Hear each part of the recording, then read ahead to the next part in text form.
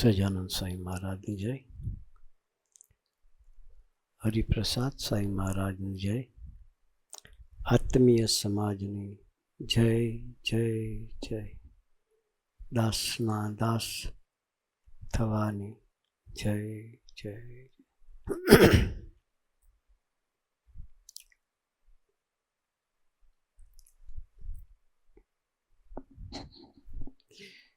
દીકરાઓએ સરસ સંવાદ અને રાસ કર્યો.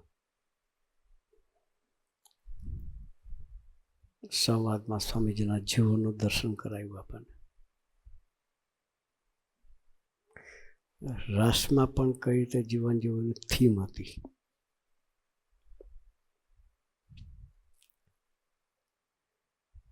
છેલ્લે બધા દીકરાઓ પ્રાર્થના કરવા ઊભા થયા.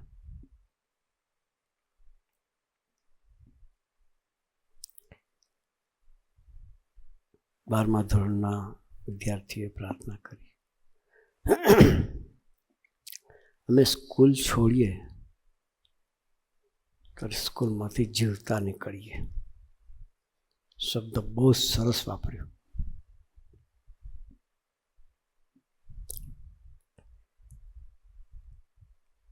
જીવતા નીકળીએ બહુ અદ્ભુત સ્વામીજીએ પ્રેરણા કરીને એની પાસે પ્રાર્થના કરાવી.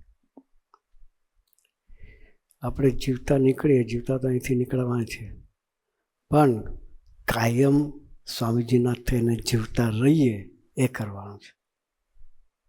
કાયમ જીવતા રહીએ.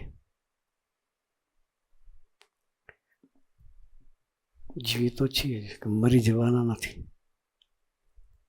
પણ સ્વામીજીની દ્રષ્ટિએ મરણ એટલે શું અને જીવન એટલે શું એ વસ્તુ આપણે સમજવી પડે. સુરત સ્વામીજી આપણને આપ્યા છે, એની પાસે આ વાત આપણે સમજવી છે કે સ્વામીજીની દ્રષ્ટિએ જીવન શું અને સ્વામીની દ્રષ્ટિએ મરણ શું.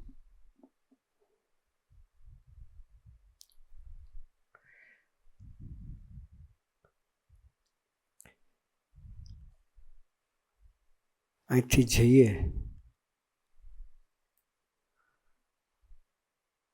કે અહીં રહીએ કે વેકેશનમાં ઘેરે જઈએ, અહીં જે આપણને મળ્યું છે એને ભૂલી જઈએ, મરણ કહેવાય.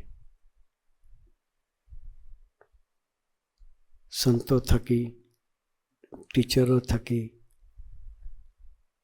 એ આપણને જે મળ્યું છે, આપણે જે સંસ્કારોનું જતન થયું છે,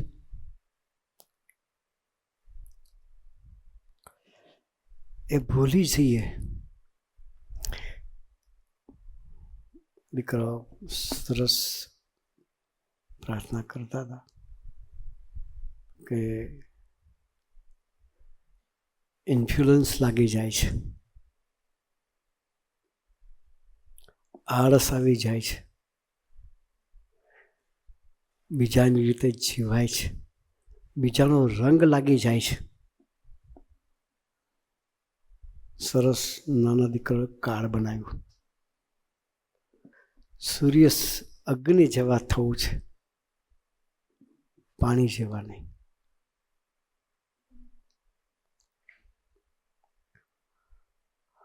અગ્નિને કોઈનો રંગ લાગે નહીં. કોઈનો રંગ ન લાગે નમજીવતા કહેવાય. અહીંથી બહાર ગયા પછી કોઈનો રંગ આપણને લાગે નહીં. આપણે જે રંગ લગાડીને ગયા છે એ રંગ બીજાને લાગવો જોઈએ.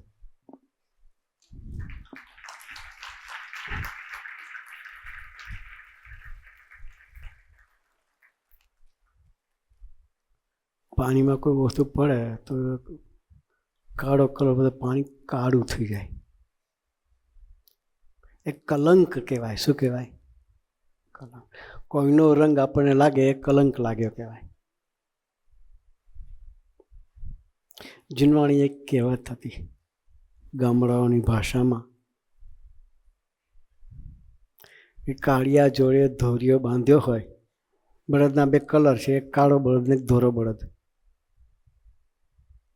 કાળા બળદ જોડે ધોળો બળદ બાંધ્યો હોય તો વાન ન આવે, એટલે કલર કદાચ એને લાગુ ના પડે, પણ જે માથા મારતો હોય એની પાસે તો શીખી જાય. હા, એમ કોઈનો રંગ આપણને લાગવો જોઈએ નહીં,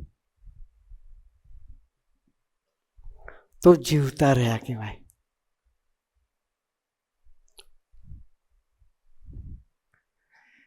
બારમા ધોરણના દીકરાઓ અહીંથી જશે. આ વસ્તુ લઈને જવાનું નથી. બસ દુનિયાને કોઈ બી છેડે જઈએ ભણવા માટે, આ સંસ્કારો અમે ક્યારેય ભૂલીએ નહીં.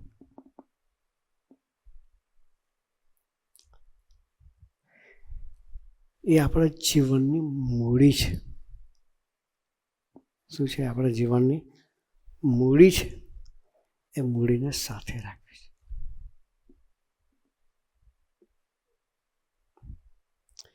એને અહીં મૂકીને નથી જવું, એને એમાં મૂકીને નથી જવું. વેકેશનમાં ઘેરે ગયા હોય, મિત્રો આપણને મળે, 8-10 નાના સ્ટુડન્ટ્સ ઘેરે જવાના વેકેશનમાં, સમર વેકેશનમાં. એ વખતે પણ આપણને કોઈનો રંગ લાગવો જોઈએ નહીં. આપણે અહીં પૂજા કરતા હોય, આપણે અહીં જે ભજન કરતા હોય, એ શિડ્યુલ ઘેરે પણ સચવાવો જોઈએ. ઘેર જઈને પછી 2 મહિનાનું વેકેશન એટલે ભગવાનને વેકેશન પાડી દઈએ એવું નહીં કરવાનું.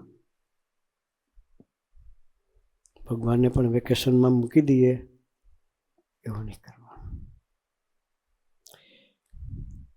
એ જીવતા રહ્યા કહેવાય નહીં, આપણે જીવતા રહેવું છે. કોઈ સ્કૂલ એવી હશે, હું તમને પૂછું છું, કે ટીચરો પ્રાર્થના કરે? છોકરા પણ બોલાવે ખરા, સવારે પ્રાર્થના વર્ક ચાલુ થાય પહેલાં પ્રાર્થના બોલાવે ખરા, પણ પોતા માટે કોઈ ટીચર પ્રાર્થના કરતા હોય સ્કૂલ તમે જોઈ જ ખરી? દુનિયાની કોઈ સ્કૂલ હોજ લાવો, નહીં મળ્યો. વિદ્યાર્થી તો પ્રાર્થના કરે કારણ કે એનો પોતાનું જીવન ઘડવાનું છે, પણ ટીચરો પ્રાર્થના કરે કે સ્વામીએ આપેલા ભૂલકાઓની સેવા ભગવત ભાવથી થાય, એના ચરિત્રોમાં અમે ભગવત ભાવ રાખી શકીએ, આવી પ્રાર્થના કરે એવી કોઈ સ્કૂલ છે? આપણે કેટલા નસીબદાર છીએ.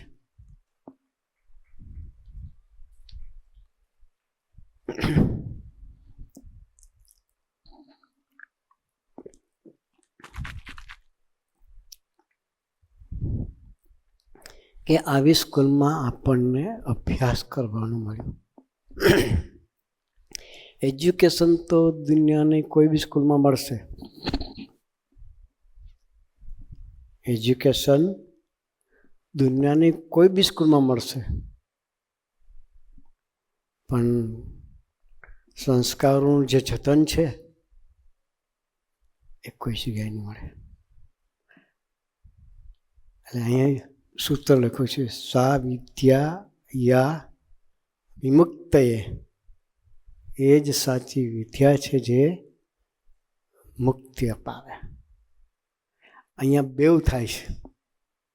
આપણી આત્માની યાત્રા પણ ભગવાન તરફ ચાલે, અને આપણા ભણતર એજ્યુકેશન એ પણ આપણને મળે છે. એટલે આવી સ્કૂલમાં બેસવાનું આપણને મળ્યું છે, એટલે આપણે ખૂબ નસીબદાર છીએ. આવા ટીચરોની વચ્ચે ઉછરવાનું મળ્યું છે એટલે નસીબદાર છે. તો આવો સરસનો અવસર મળ્યો છે, ને એથી વિશેષ સુરત સાંઈ જેવા સંતોની ગોદ મળી છે, જ્યાં આપણું દિલ હળવું કરી શકીએ. ખુલ્લા દિલે મા આગળ જેમ દીકરો રડે એવું એક માની ગોદ આપણને મળી છે.